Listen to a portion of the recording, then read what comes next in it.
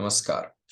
जो नूतन प्रकल्प हमने प्रारंभ किया था नीति शतक के एक एक श्लोक को लेकर उसकी समस्त व्याख्या हम देख रहे हैं। उसके अंतर्गत यह तीसरा श्लोक आज आपके सामने प्रस्तुत है। सर्वप्रथम इसका पाठ करते हैं। अज्ञः सुखमाराध्यः सुखतरमाराध्यते विशेषज्ञः ज्ञानलवदुर्विदग्धं ब्रह्मापि तं नरं नरञ्जयति। ये जो श्लोक है आर्या छंद है। सामान्यतः छंदों सभी छंदों को श्लोक कहते हैं, तो यह आर्या छंद है। चर्चा करते हैं इसमें किस विषय की चर्चा इसमें की गई है। तो भर्तृहरि जी जो हैं वो अपना काव्य लिखना प्रारंभ कर रहे हैं और पिछले दूसरा जो श्लोक था उसमें उन्होंने इस प्रकार की बात कही कि जो बुद्धजन हैं, ज्ञानी जन जो लोग हैं, वो मत्सर से ग्रस्त हैं। जो प्रभु हैं वो मान से दूषित हैं। तो इस प्रकार से उनका जो सुभाषित है वो उनके ही अंग में, उनके ही शरीर में जीर्ण हो रहा है, अर्थात उसे सुनने वाला कोई नहीं है। लेकिन वहां पे एक तीसरी बात कही थी कि अन्य जो लोग हैं, दो लोगों के अलावा एक तीसरे प्रकार की बात जो की थी कि अन्य जो लोग हैं वो कैसे हैं। तो वहां पे अज्ञान से उपहत हैं, अबोधोपहताश्चान्य ऐसा पद था। अब उसी बात को लेके हुए यहाँ पे कह रहे हैं कि ठीक है भाई, जो अज्ञान से उपहत लोग हैं उनको समझाना आसान है। जो विद्वान है वो तो सुन नहीं रहे हैं ईर्ष्या के बस। जो प्रभु लोग हैं, राजा लोग हैं, वो भी घमंड बस सुन नहीं रहे हैं। तो अब कौन बचे कि भाई जो अबोधोपहत लोग हैं वो ही मेरे सामने बसते हैं, तो उनको मैं समझाना प्रारंभ करता हूं। क्यों? तो कह रहे हैं अज्ञः सुखम आराध्यः। अज्ञः जो अज्ञ है, विशेषज्ञ इसमें ही आगे पद आएगा और आपने सुना भी होगा। तो विशेषज्ञ का अर्थ क्या होता है? विशेषम जानाति इति विशेषज्ञः। जो विशेष जानता है उसे विशेषज्ञ कहते हैं। सर्वम जानाति इति सर्वज्ञः। जो सब कुछ जानता है उसे सर्वज्ञ कहते हैं। तो अज्ञः जो कुछ नहीं जानता उसे क्या कहते हैं? उसे कहते हैं अज्ञ। तो अज्ञ कैसा होता है? वो अज्ञ होता है अज्ञः सुखम आराध्यः। अन्वय की बात मैंने आपसे कही थी, तो जहां समान विभक्तियां हैं वहां आपको अन्वय करना है। सुखम आराध्य, यहाँ आराध्य में वही विभक्ति है और वही विभक्ति अज्ञ में है। तो अज्ञ आराध्य। कथम आराध्य? सुखम आराध्य।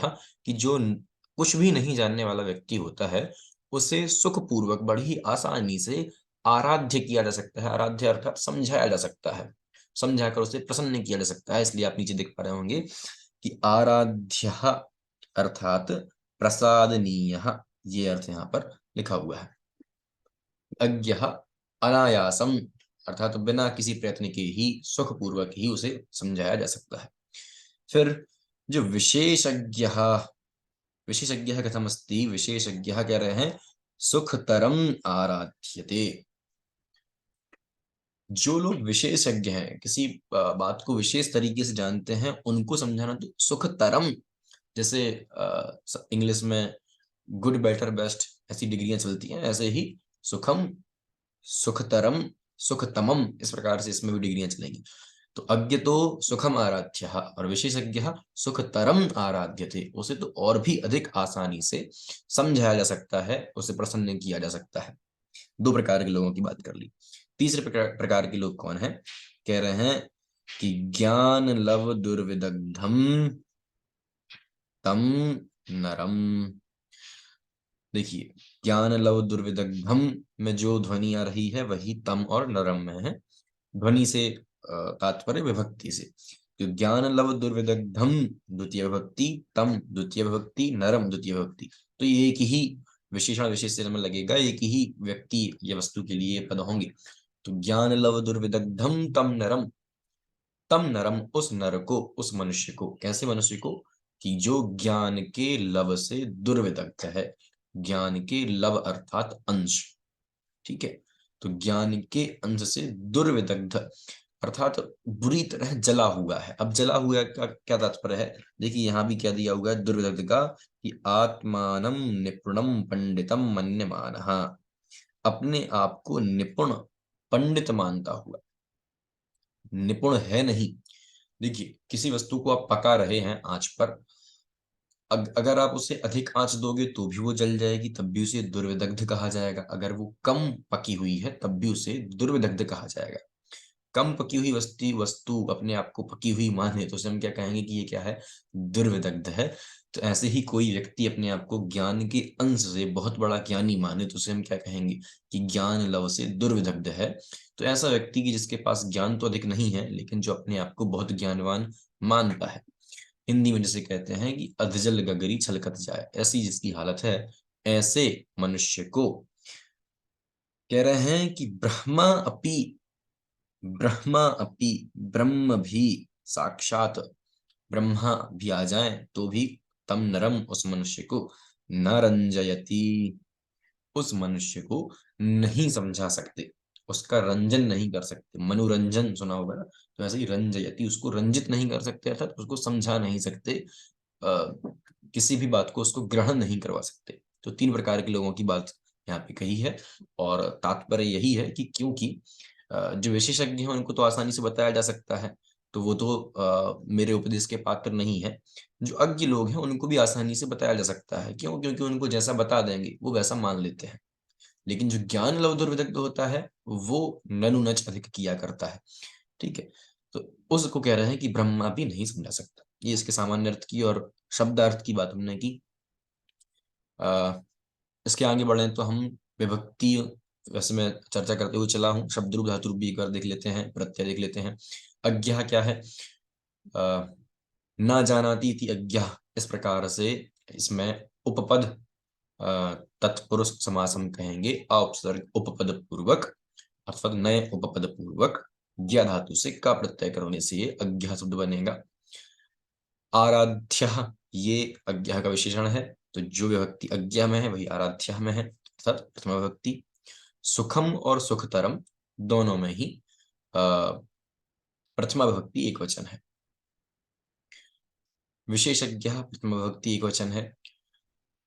ज्ञान लव दुर्विदग्धम तम नरम, ये सभी पद द्वितीय विभक्ति में है। ज्ञान लव दुर्विदग्धम तम नरम द्वितीय विभक्ति के पद हैं। कह नरंजयति ब्रह्मा अपि नरंजयति, तो ब्रह्मा भी उन्हें नहीं समझा सकते, इस प्रकार की बात यहाँ पे कही है। तो अधिक कुछ इसमें व्याकरण की दृष्टि से चर्चा करने जैसा नहीं है। परीक्षाओं के प्रश्न की दृष्टि से देखें तो तीन प्रश्न तो आपके यहाँ से ही बनेंगे। अज्ञः कथम आराध्यः, तो उसका उत्तर आएगा अज्ञः सुखम आराध्यः। तो आप प्रश्न को पलट कर पूछ लें। कः सुखम आराध्यः, तो उत्तर आएगा अज्ञः सुखम आराध्यः। इसी तरीके से विशेषज्ञः कथम आराध्यते, विशेषज्ञः सुखतरम आराध्यते, अथवा सुखतरम कः आराध्यते, सुखतरम विशेषज्ञः आराध्यते। कम ब्रह्मा अपि न रंजयति, तो ज्ञान लव दुर्विदग्धम ब्रह्मा अपि न रंजयति, अथवा ज्ञान लव दुर्विदग्धम कः न रंजयति, ज्ञान लव दुर्विदग्धम ब्रह्मा अपि न रंजयति।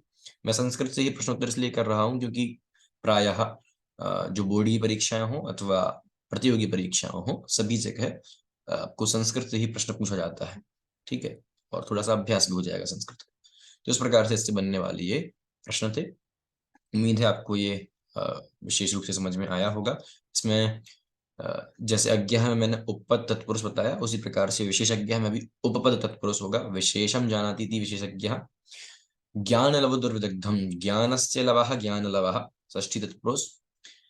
ज्ञान लवेन दुर्विदग्धम, ज्ञान लव दुर्विदग्धम, इस प्रकार से तृतीय तत्पुरुष वहां पे अंतिम रूप से आपको देखने को मिलेगा। तो ये इसकी कुछ बातें थी जो हमने समझी। अगले श्लोक के साथ पुनः मिलेंगे, तब तक के लिए सभी को नमो नमः, भूयात् तावत् मंगलम्।